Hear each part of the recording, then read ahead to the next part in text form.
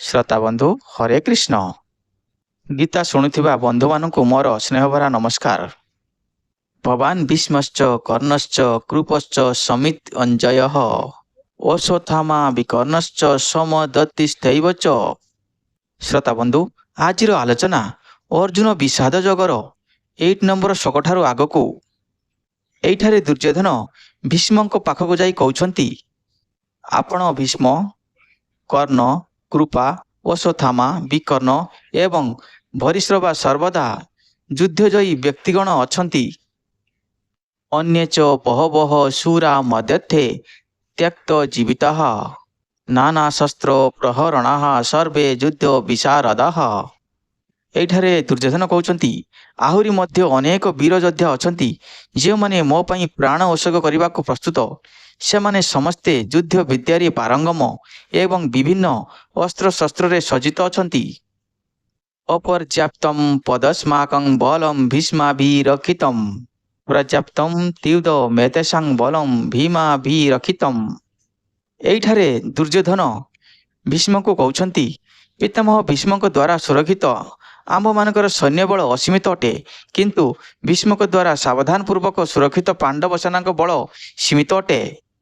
ଶ୍ରୋତା ବନ୍ଧୁ, ଦୁର୍ଯୋଧନଙ୍କର ଆତ୍ମଗରିମା ଗାନ ଜଣେ ବୃଥା ବଡ଼ିମା ପ୍ରକାଶ କରୁଥିବା ବ୍ୟକ୍ତିଙ୍କ ପରି।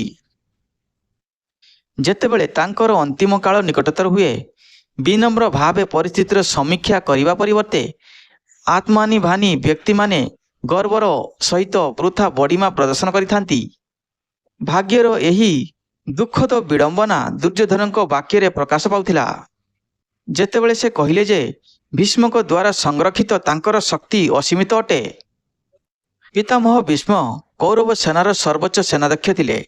ତାଙ୍କୁ ଇଚ୍ଛା ମୃତ୍ୟୁର ବରପ୍ରାପ୍ତ ଥିଲା, ଯାହାକି ତାଙ୍କୁ ପ୍ରକୃତ ପକ୍ଷେ ଅଜୟ କରୁଥିଲା। ପାଣ୍ଡବଙ୍କ ପକ୍ଷରେ ଭୀମଙ୍କ ଦ୍ୱାରା ସୈନ୍ୟ ସଂରକ୍ଷିତ ଥିଲେ। ସେ ଦୁର୍ଯୋଧନଙ୍କର ଚିରଶତ୍ରୁ ଥିଲେ। ତେଣୁ ଦୁର୍ଯୋଧନ ଭୀଷ୍ମଙ୍କ ସହିତ ଭୀମଙ୍କ ଶକ୍ତିର ତୁଳନା କରୁଥିଲେ। ଭୀଷ୍ମ ଉଭୟ ପାଣ୍ଡବ ଓ କୌରବଙ୍କର ପିତାମହ ଥିଲେ ଏବଂ ଆନ୍ତରିକତା ସହ ଦୁଇ ପକ୍ଷର ହିତ କାମନା କରୁଥିଲେ। ପାଣ୍ଡବମାନଙ୍କ ପ୍ରତି ତାଙ୍କର ସ୍ନେହ ନିଷ୍ଠାପର ଭାବରେ ଯୁଦ୍ଧ କରିବାକୁ ପ୍ରତିବନ୍ଧକ ହେବ। ସେ ଏହା ମଧ୍ୟ ଜାଣିଥିଲେ ଯେ ଏହି ଧର୍ମ ଯୁଦ୍ଧରେ ଯେଉଁଠି ସ୍ୱୟଂ ଭଗବାନ ଶ୍ରୀକୃଷ୍ଣ ଉପସ୍ଥିତ ଅଛନ୍ତି, ପୃଥିବୀର କୌଣସି ଶକ୍ତି ଅଧର୍ମ ପକ୍ଷକୁ ବିଜୟ କରିପାରିବ ନାହିଁ। ତଥାପି ସେ ହସ୍ତିନାପୁରର ପ୍ରଜା ଓ କୌରବଙ୍କ ପ୍ରତି ନିଜର ନୈତିକ ପ୍ରତିବଦ୍ଧତା ପାଇଁ ପାଣ୍ଡବଙ୍କ ବିପକ୍ଷରେ ଲଢ଼ିବାକୁ ସ୍ଥିର କରିଥିଲେ। ଏହି ନିଶ୍ଚୟ ଭୀଷ୍ମଙ୍କ ବ୍ୟକ୍ତିତ୍ୱର ଦୁର୍ବୋଧ ଚରିତ୍ରକୁ ପ୍ରଦର୍ଶିତ କରିଥାଏ। ଓୟନେଷୁଚୁ ସର୍ବେଷୁ ଯଥା ଭାଗ ମବସ୍ଥିତଃ ଭୀଷ୍ମ ମେବାଭିରକ୍ଷନ୍ତୁ ଭବନ୍ତୁ ସର୍ବ ଏବ ହି। ଏଇଠାରେ ଦୁର୍ଯୋଧନ କହୁଛନ୍ତି, ତେଣୁ ମୁଁ କୌରବ ସେନାର ସମସ୍ତ ସେନାପତିମାନଙ୍କୁ ଆହ୍ୱାନ କରୁଅଛି ଯେ ଆପଣମାନେ ନିଜ ନିଜର ବ୍ୟୁହ ରକ୍ଷା କରିବା ସହିତ ପିତାମହ ଭୀଷ୍ମଙ୍କୁ ମଧ୍ୟ ପୂର୍ଣ୍ଣ ସହଯୋଗ କରନ୍ତୁ। ଦୁର୍ଯୋଧନ ପିତାମହ ଭୀଷ୍ମଙ୍କର ଅବେଧ୍ୟ କ୍ଷମତାକୁ ତାଙ୍କ ସୈନ୍ୟ ବାହିନୀର ପ୍ରେରଣା ଏବଂ ଶକ୍ତି ଭାବେ ସ୍ୱୀକାର କରୁଥିଲେ। ତେଣୁ ସେ ତାଙ୍କର ସେନାପତିମାନଙ୍କୁ ନିର୍ଦ୍ଦେଶ ଦେଲେ ଯେ ବ୍ୟୁହ ରଚନାରେ ନିଜ ନିଜର ଗୁରୁତ୍ୱପୂର୍ଣ୍ଣ ସ୍ଥାନକୁ ରକ୍ଷା କରିବା ସହିତ ପିତାମହ ଭୀଷ୍ମଙ୍କ ସହିତ ଏକଜୁଟ ହୋଇ ଯୁଦ୍ଧ କରନ୍ତୁ। ତସ୍ୟ ସଞ୍ଜନୟନ ହର୍ଷଂ କୁରୁବଦ୍ଧ ପିତାମହ ସିଂହନାଦଂ ବିନ ଦୈତ୍ୟଃ ଶଙ୍ଖଂ ଦୈମ୍ୟ ପ୍ରତାପାନ୍। ତାପରେ ଯଶସ୍ୱୀ କୁଳବୃଦ୍ଧ ଭୀଷ୍ମ ସିଂହ ପରି ଗର୍ଜନ କରି ଅତି ଉଚ୍ଚ ସ୍ୱରରେ ତାଙ୍କର ଶଙ୍ଖନାଦ କଲେ, ଯାହା ଦୁର୍ଯୋଧନଙ୍କୁ ଆନନ୍ଦିତ କରିଥିଲା। ପିତାମହ ଭୀଷ୍ମ ତାଙ୍କ ପୌତ୍ରଙ୍କର ହୃଦୟର ଭୟ ବୁଝିପାରିଥିଲେ ଏବଂ ତାଙ୍କ ପ୍ରତି ସ୍ୱାଭାବିକ ସ୍ନେହ ଯୋଗୁଁ ତାଙ୍କୁ ଉତ୍ସାହିତ କରିବା ପାଇଁ ଉଚ୍ଚ ଶବ୍ଦରେ ଶଙ୍ଖଧ୍ୱନି କଲେ।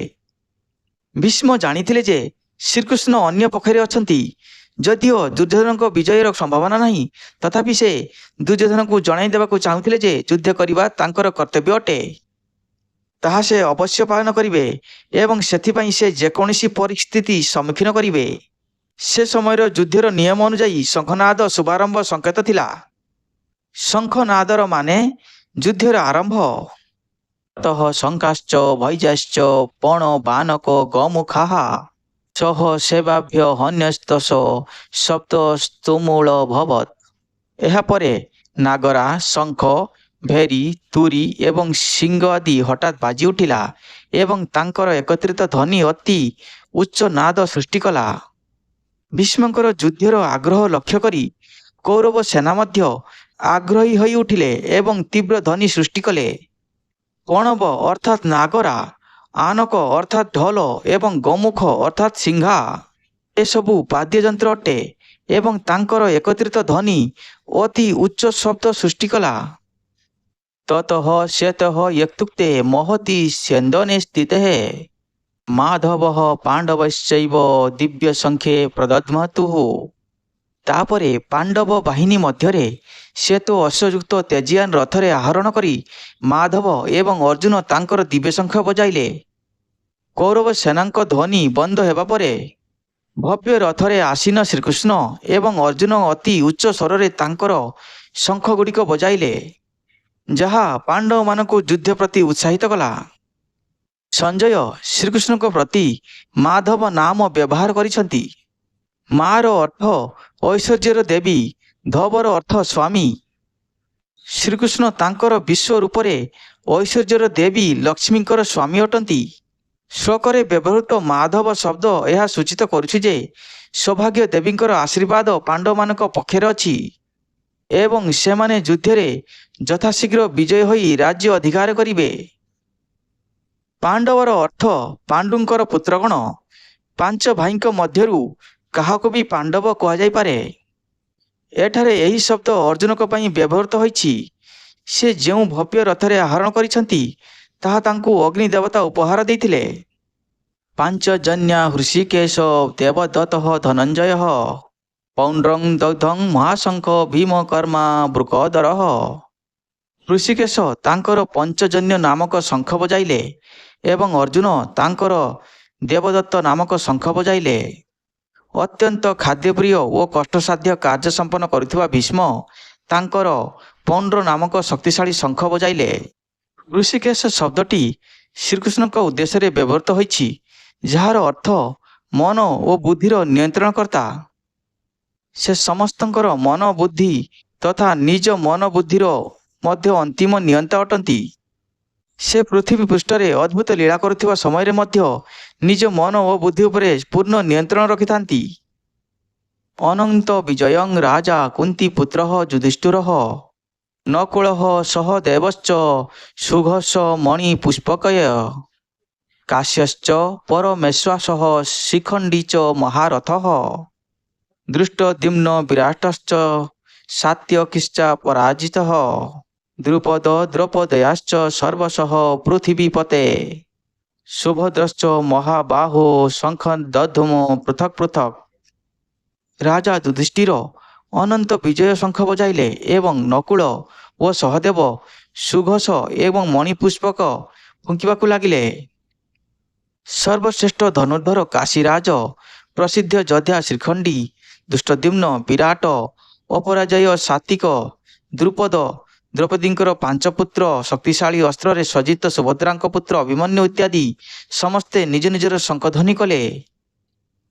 ପାଣ୍ଡବମାନଙ୍କ ମଧ୍ୟରେ ଯୁଧିଷ୍ଠିର ଜ୍ୟେଷ୍ଠ ଥିଲେ। ଏଠାରେ ତାଙ୍କୁ ରାଜା କୁହାଯାଇଛି।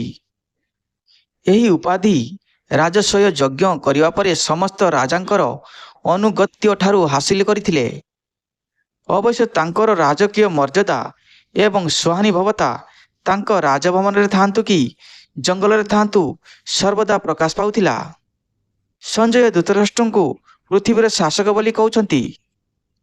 କୌଣସି ଦେଶକୁ ରକ୍ଷା କରିବା ବା ଧ୍ୱଂସାତ୍ମକ ଯୁଦ୍ଧ ଲିପ୍ତ କରିବା ଦୁଇଟି ଯାକ କାର୍ଯ୍ୟ ରାଜାଙ୍କର ହାତରେ ଥାଏ। ତେଣୁ ଏହି ଉପାଧିର ଗୁପ୍ତ ଅର୍ଥ ହେଉଛି, ହେ ରାଜା, ବର୍ତ୍ତମାନ ସେନାମାନେ ଯୁଦ୍ଧ କରିବାକୁ ଅଗ୍ରସର ହେଉଛନ୍ତି। କେବଳ ଆପଣ ହିଁ ତାଙ୍କୁ ଫେରାଇ ଆଣିପାରିବେ। ଆପଣ କ'ଣ ନିଶ୍ଚୟ କରୁଛନ୍ତି? ଏହି କଥା ସଞ୍ଜୟ ପଚାରୁଛନ୍ତି ଧୃତରାଷ୍ଟ୍ରଙ୍କୁ। ଶ୍ରୋତାବନ୍ଧୁ, ଆଜି ଆମେ 18 ନମ୍ବର ଶ୍ଲୋକ ପର୍ଯ୍ୟନ୍ତ ଆଲୋଚନା କଲୁ। ଆଗାମୀ ଅଧ୍ୟାୟରେ 19 ନମ୍ବର ଶ୍ଲୋକଠାରୁ ଆଗକୁ ଆଲୋଚନା କରିବା। ସେତେ ପର୍ଯ୍ୟନ୍ତ ଆପଣ ଶ୍ଲୋକ ଗୁଡ଼ିକ ମନ ଦେଇ ଶୁଣୁଥାନ୍ତୁ। ହରେ କୃଷ୍ଣ।